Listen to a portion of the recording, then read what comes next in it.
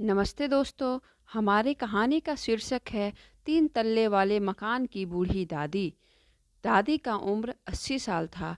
बेंगलुरु के तीन तल्ले वाले मकान में दादी अकेले रहती थी। दादी के पति हिस्ट्री के बहुत बड़े प्रोफेसर थे, जिनकी मृत्यु 20 साल पहले ही हो चुकी थी। दादी को चार बच्चे थे, दो बेटा दो बेटी थी। चारों बच्चों की शादी हो गई थी। चारों बच्चे बहुत ही अच्छे घर में अलग अलग रहा करते थे। दादी का बड़ा बेटा मुंबई में बहुत बड़ा इंजीनियर था।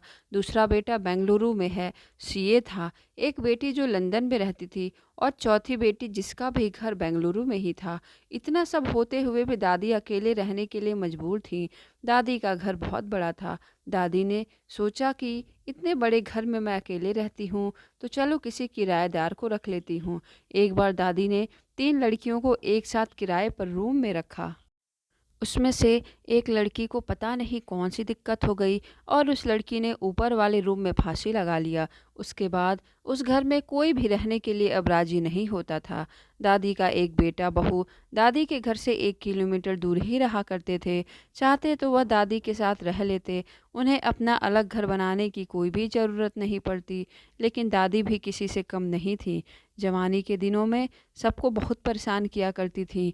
इनकी बहू शुरुआत में तो इनके साथ ही रहती थी, लेकिन उन्होंने बहू को इतना ज़्यादा परेशान किया और बहू को बहुत ही ज़्यादा कंट्रोल करके रखना चाहती थीं। इस वजह से बहू अपने पति से लड़ाई झगड़ा करके अपने सास से अलग रहने लगी। एक बेटा तो मुंबई में रहता था, तो वह साल में एक ही दो बार केवल अपने माँ से मिलने आता था। लेकिन वह अपने माँ को अपने घर बुलाता भी नहीं था।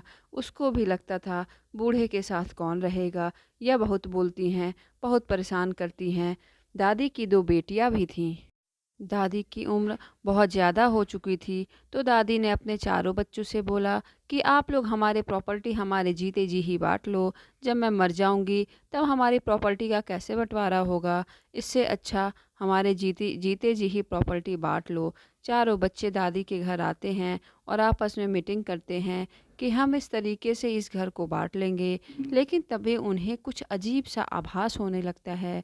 उन्हें ऐसा लगता है जैसे सामने कोई पांचवा भी बैठा हुआ है और वो कह रहा है कि हमारा हिस्सा कहाँ गया।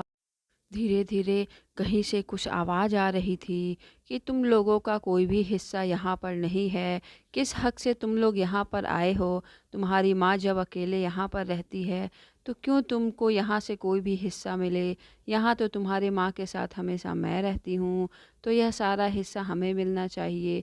वहाँ बैठे चारों लोग और दादी इस बात को समझ नहीं पा रहे थे। यह सब हल्की हल्की आवाज़ और आभास कहाँ से आ रहा है। तभी बहुत ज़ोरों की हवा चलने लगी, सारे पर्दे उड़ने लगे और रखा हुआ एक दो लैंप भी कांच का नीचे गिर के टूट गया। सबको आभास बहुत ही अजीबो-गरीब हो रहा था। दादी के चारों बच्चे निकल कर के वहाँ से चले गए। रात हो गई। दादी जब रात में सोने गई, तब उन्हें बहुत अजीबो-गरीब और भयंकर सपना दिखाई दिया।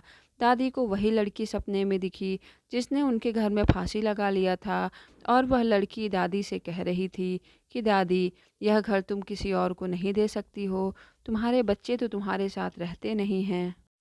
इस घर में तो मैं जब हमेशा रहती हूँ, तो इस घर पर किसी और का हक कैसे हो गया? यह घर तो हमारा है। तुम किसी और को यह घर मत देना, नहीं तो बहुत बुरा हो जाएगा। दादी बहुत ही घबरा जाती हैं और उनकी आँख खुल जाती है। दादी बहुत ज़ोरों से चिल्लाती हैं, लेकिन उनके आसपास कोई भी नहीं रहता है। दादी बैठ कर के सुबह का इंतज़ार करने लगती हैं। जैसे सुबह होता है, वह अपने बच्चों को फ़ोन करती हैं। चारों बच्चे बेंगलुरु में ही अपने भाई के घर रुके रहते हैं। सुबह 8 बजे तक चारों बच्चे अपने माँ के घर आ जाते हैं। दादी बताती हैं सबको कि आज हमने सपने में क्या देखा। वहाँ बैठे चारों लोग बहुत ही डर जाते हैं, क्योंकि कल सपने कुछ न कुछ अजीबो-गरीब फ़ील किया था। दादी का एक बेटा बोलता है कि घबराओ नहीं, मैं यहाँ पर एक पंडित जी को ले आऊँगा, फिर उनसे पूछता हूँ कि आखिर में यहाँ पर क्या दिक्कत है। उसी दिन दोपहर में उनका बड़ा बेटा पंडित जी को बुला कर ले आता है और पंडित जी देखते हैं तो बताते हैं कि यह घर अब आप लोग ना लें, उसी में आप लोग की भलाई है। अगर यह घर आप लोग लेंगे तो आप लोग के साथ बहुत ही ज़्यादा समस्या होने लगेंगी। चारों भाई बहन बहुत ही हंसने लगते हैं और पंडित जी का भी मजाक उड़ाने लगते हैं। कहते हैं, क्या पंडित जी, आपके कहने से क्या हम आप अपने हक वाली चीज़ नहीं लेंगे? चलिए, अब आप जाइए यहाँ से, जो भी करना होगा हम कर लेंगे। उस दिन रात को चारों भाई-बहन अपने माँ के घर अर्थात दादी के ही घर सो गए। चारों के सपने में वही लड़की फिर से आई और चारों भाई-बहन को बहुत ही डराई। चारों भाई-बहन से बोली कि जब तुम लोग को अपने माँ के साथ रहना चाहिए, तब तो तुम में से कोई रह नहीं पा रहा है। घर लेने के लिए तुम सब यहाँ पर आ गए। ऐसा भूल करके भी कोशिश मत करना कि तुम्हें इस घर में एक रत्ती भर भी जगह मिलेगी।